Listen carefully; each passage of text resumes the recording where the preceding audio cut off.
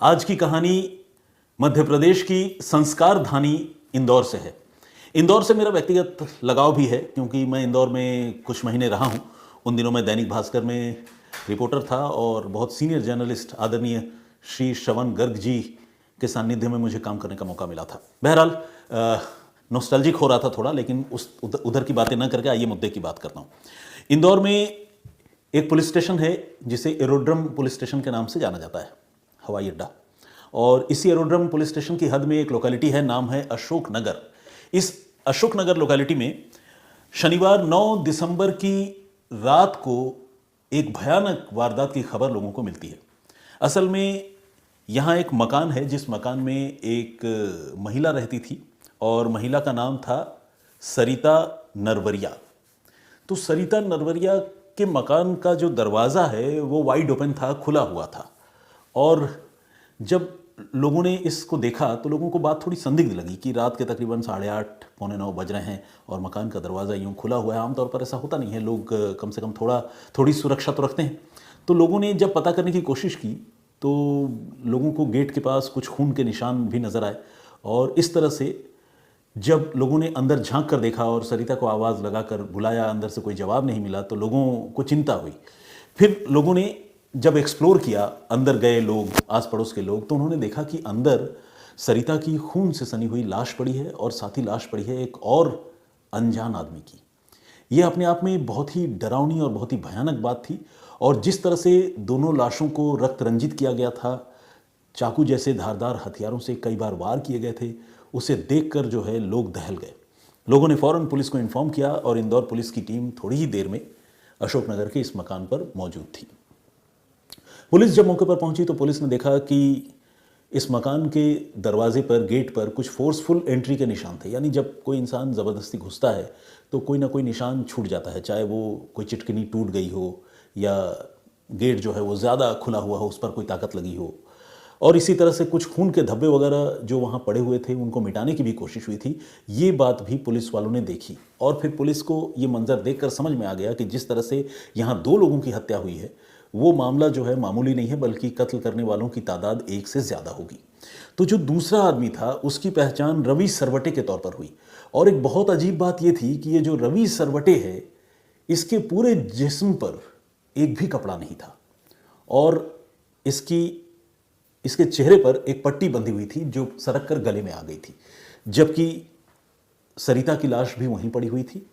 तो ये overall scene of crime था, जिसे देखकर पुलिस के मन में भी कई तरह के सवाल थे कि भाई ये माजरा क्या है। एक तो डबल मर्डर का मामला, चाकुओं से हमला, खून के निशान साफ किए जाना, जिस आदमी की हत्या हुई है वो यहाँ का रहने वाला नहीं है, वो कहीं और रहता है, उसकी पहचान तो हो गई, लेकिन साथ ही उसके जिस्म पर किसी कपड़े का ना होना और चेहरे या गले पर एक पट्टी का बंधा होना, इसके पीछे क्या रहस्य है। तो कुल मिलाकर ये सारी चीज़ें बड़ी उलझाने वाली थी और पुलिस जो है वो इस केस को सॉल्व करने में जुट गई।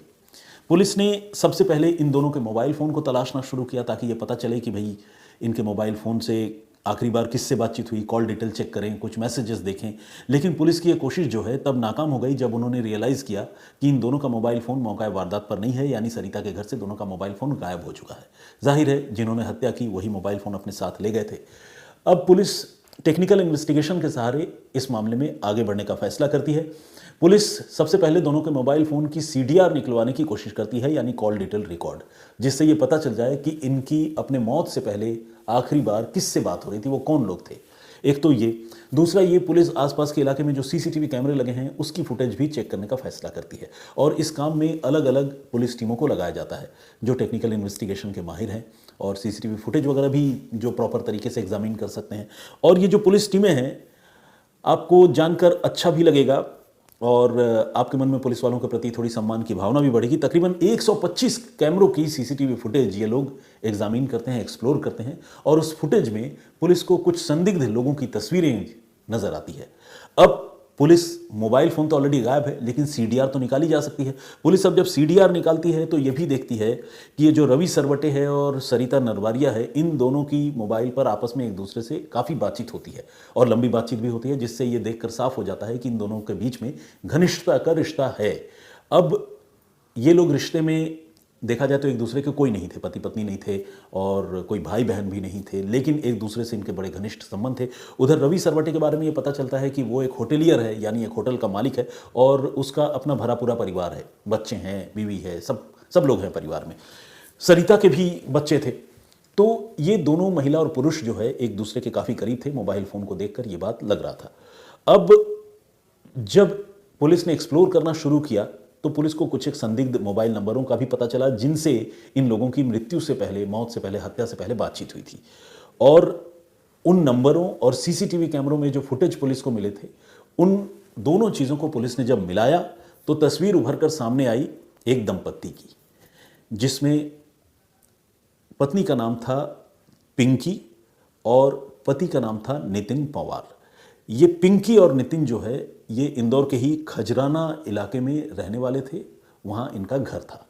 पुलिस को जब इनके बारे में जानकारी मिल गई और पुलिस को लगने लगा कि इस मर्डर केस में इनकी भूमिका हो सकती है, क्योंकि आखिरी दफ़ा ये लोग मौका वारदात के आसपास देखे भी गए और इनके साथ मरने वालों की बातचीत भी हुई थी, तो पुलिस फ़ौरन जो है इनके घर पहुंची, नितिन और पिंकी के घर। और नितिन और पिंकी के घर जब पुलिस पहुंची तो वहाँ दोनों मिल गए, लेकिन दोनों को देखते ही इन्होंने कोई भी अननेचुरल बिहेव नहीं किया। जब पुलिस वालों ने रवि और सरिता के बारे में पूछताछ की तो इन्होंने बड़ी हैरानी भी जताई, कहा कि अरे ऐसे कैसे हो गया, किसने मार दिया। कुल मिलाकर बड़े ये शॉक्ड थे। लेकिन तब तक जो इन्वेस्टिगेटिंग ऑफिसर है उनकी नज़र नितिन के हाथ पर गई, कलाई पर गई, जिस पर एक मोटा कलावा बंधा हुआ था। कलावा मतलब आप जानते हैं, रक्षा मौली जिसे कहते हैं। पूजा के दौरान जो है वो पंडित जी सारे जो भी श्रद्धालु होते हैं उनके हाथों में बांधते हैं। तो वो जो कलावा है, उस कलावे के नीचे से कुछ चोट के निशान पुलिस के इन्वेस्टिगेटिंग ऑफिसर को नजर आ रहे थे। पुलिस ने अब नितिन से कहा कि यह कलावा हटाओ, खोलो और मुझे दिखाओ हाथ पे क्या है। तो नितिन क्या करता, पुलिस वाले कह रहे हैं, तो उसने कलावा हटाया, कलावा खोला वहाँ से, और जैसे ही कलावा खोला तो देखा कि हाथ में कट के मार्क हैं, चोट के निशान हैं। अब जब उसकी और तलाशी ली गई तो एक आध जगह और भी चोट के निशान निकले। अब और ये चोट के निशान बिल्कुल ताज़े थे। अब पुलिस ने इनसे पूछा कि भाई ये निशान कैसे आए, तो नितिन बगले झांकने लगा, उसे समझ में नहीं आया क्या जवाब दें। फिर पुलिस ने कहा कि अब सच्चाई कबूल लो और कोई चारा नहीं है, हमारे पास तुम्हारे सीसीटीवी फुटेज भी हैं और दूसरे सबूत भी हैं। अब नितिन जो है वो फंस चुका था। नितिन के साथ साथ उसकी बीवी पिंकी भी फंस चुकी थी। इन दोनों ने कबूल कर लिया कि हाँ, उन्होंने ही रवि सरवटे और सरिता नरवारिया की हत्या की है। लेकिन एक दंपत्ति ने एक पुरुष और एक महिला की, उस महिला के घर में जाकर हत्या क्यों कर दी?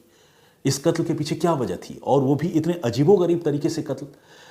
अब तक पोस्टमार्टम रिपोर्ट भी सामने आ गई थी। ये पता चला कि सरिता नरवारिया को कम से कम 3 से 4 बार चाकू मारे गए थे और उसकी हत्या की गई थी। और साथ में रवि सरवटे नाम के जिस आदमी की लाश वहां मिली थी, नग्न लाश, उसके जिस्म पर 22 बार चाकू मारे जाने के निशान थे। और ये इस बात को इंडिकेट कर रहा था कि ये जो पिंकी और नितिन हैं, ये रवि सरवटे से बहुत ज़्यादा नाराज़ हैं। आमतौर पर कातिल अगर इतनी ब्रुटलिटी करता है, इतनी दरिंदगी करता है, तो उसके पीछे कोई ना कोई ऐसी दुश्मनी वाली और नाराज़गी वाली, रंजिश वाली वजह ज़रूर होती है। तो पुलिस को इस बात का भी एविडेंस जो है वो मिल चुका था। अब पुलिस ने पिंकी और नितिन से पूछा कि भाई कत्ल की वजह बताओ और पूरी कहानी बताओ। तो इन लोगों ने अब अपना मुंह खोला और जो कहानी सामने आई वो बड़ी चौंकाने वाली कहानी थी। वो कहानी कुछ यूँ है। ये जो पिंकी थी, ये सरिता नाम की उस महिला की दोस्त हुआ करती थी, यानी दोनों सहेलियां थी। और सरिता ने ही जो है पिंकी को अपने जानकार या अपने दोस्त रवि सरवटे से मिलवाया था। वही रवि सरवटे जिसकी लाश मिली थी और जो इंदौर में ही एक होटल का मालिक भी है। तो लेकिन रवि सरवटे के बारे में जो जानकारी मिली, वो थोड़ा रंगीन मिजाज किस्म का इंसान था और उसकी एक नहीं कई महिलाओं से रिश्ते थे। पिंकी का ये कहना है कि जब वो सरिता के ज़रिए रवि सरवटे से मिली तो रवि ने उसे धोखे से एक बार एक होटल में बुलाया और उसके साथ जबरन रिश्ते बनाए। और न सिर्फ रिश्ते जबरन बनाए, बल्कि इस पूरे एक्टिविटी को उसने अपने खुफिया कैमरे से शूट भी कर लिया। अब आप सोचिए कि किसी महिला का न्यूड वीडियो या किसी महिला की आपत्तिजनक तस्वीरें किसी आदमी के पास हो तो फिर वो महिला कितनी परेशान रहती होगी। अब ये जो रवि था, ये इतना शातिर दिमाग था कि इसने न सिर्फ वो तस्वीरें शूट की, वीडियो बनाए, बल्कि उन्हीं वीडियोज़ के ज़रिए उसने फिर पिंकी को ब्लैकमेल करना शुरू किया।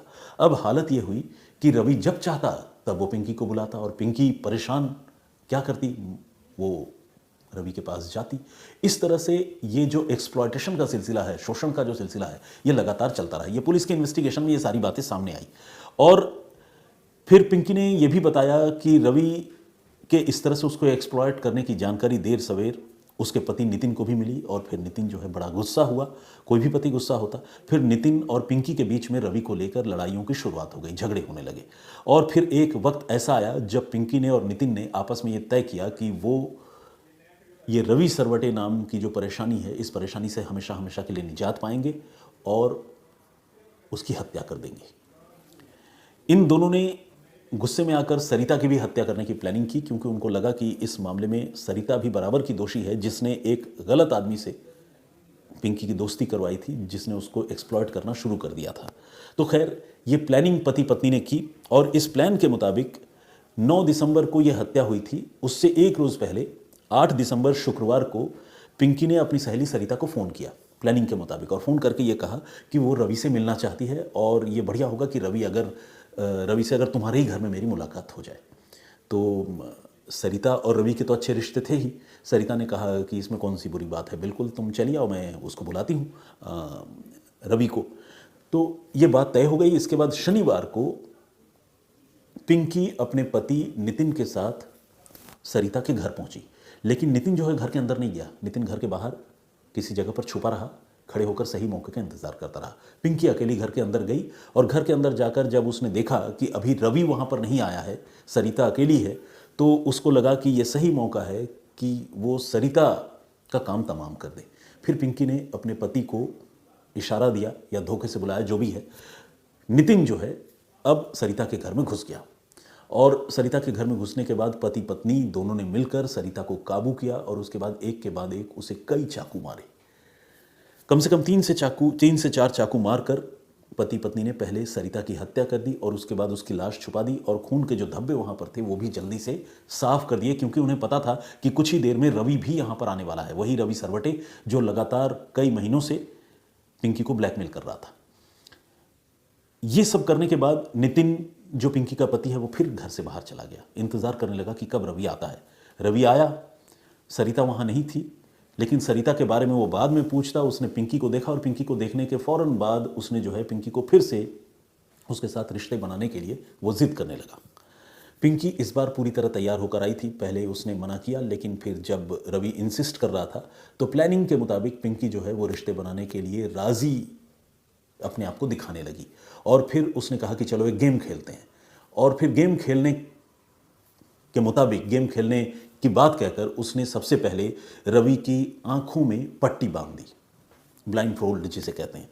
और पट्टी बांधने के बाद रवि जो है वो अनड्रेस्ड हो गया। उसने अपने सारे कपड़े जो है वो अलग कर लिए, उतार लिए, और एक तरह से वो पूरी तरह जो है बिना वस्त्रों के हो गया। और जब आंखों पर पट्टी बंधी है, बिना वस्त्रों के वो हो गया, तो पिंकी ने फिर से इशारा दिया अपने पति नितिन को। इस बार नितिन जब अंदर आया तो सामने वो दुश्मन था जिसने उसकी पूरी पारिवारिक जिंदगी तबाह कर रखी थी। नितिन और पिंकी ने मिलकर अब रवि को चाकुओं से और तलवारों से गोदना शुरू किया, और एक एक कर तकरीबन 22 बार उसे चाकू और तलवारों से गोदा। इतनी बुरी तरह से उसे स्टैब किया कि रवि के बचने की तो खैर कोई गुंजाइश छोड़िए, देखा जाए तो जिस्म के भी चीथड़े उड़ा दिए। रवि की वहीं पर मौत हो गई। इसके बाद उन्होंने अपने तौर पर भरसक वहाँ जो खून पड़ा था वो खून साफ करने की कोशिश की, और उनकी प्लानिंग थी अब सरिता की जो बेटी है उसकी भी हत्या करेंगे, ताकि कोई सबूत ही ना बचे, या जो भी उनके माइंड में हो, मुझे नहीं पता। हो सकता है सरिता की बेटी का भी कोई रोल हो, लेकिन सरिता की बेटी इत्तेफाक से तब घर में नहीं थी। इन लोगों ने सरिता की बेटी को एक आध बार फ़ोन करके बुलाया भी कि घर चली आओ, लेकिन सरिता की बेटी जो है वो घर पहुंच नहीं पाई। उसे इस घटना के बारे में पता नहीं था, देर हो गई, और इस वजह से उसकी जान बच गई। लेकिन इन दोनों ने मिलकर, पिंकी और नितिन ने मिलकर तब तक सरिता का और उसके दोस्त रवि सरवटे का काम तमाम कर दिया था। पुलिस की पूछताछ में इन दोनों ने यही कहानी सुनाई है, और इसी कहानी के हवाले से इन दोनों को पुलिस ने गिरफ्तार भी कर लिया है। इनकी निशानदेही पर पुलिस ने आलाए कत्ल, चाकू और बाकी जो दूसरी चीज़ें, स्कूटी वगैरह जिसका उन्होंने इस्तेमाल किया था, मोबाइल फ़ोन, वो सारी चीज़ें पुलिस ने इनके पास से रिकवर कर ली है। तो ये थी पूरी कहानी, जिसमें एक दंपत्ति ने सेक्सुअल एब्यूज़ और ब्लैकमेलिंग से ऊब कर एक महिला और एक होटल मालिक, एक पुरुष की हत्या कर दी। इंदौर की ये कहानी थी। ऐसे तो मैंने सबसे पहले कहा था कि संस्कार धानी, लेकिन दुर्भाग्य देखिए, जिस शहर को संस्कार धानी के नाम से जाना जाता है, उसी शहर में इतनी दुखद और इतनी अजीबोगरीब घटना हुई है। तो खैर, ये सारी बातें, सारी कहानी जो है, मैंने पुलिस के इन्वेस्टिगेशन के हवाले से आप लोगों को सुनाई है। आप लोगों की क्या राय है इस पूरे घटनाक्रम पर, और जिस तरह से ये कहानी सामने आई है उस पर आप क्या सोचते हैं, प्लीज़ अपना कमेंट करके हमें ज़रूर बताइएगा।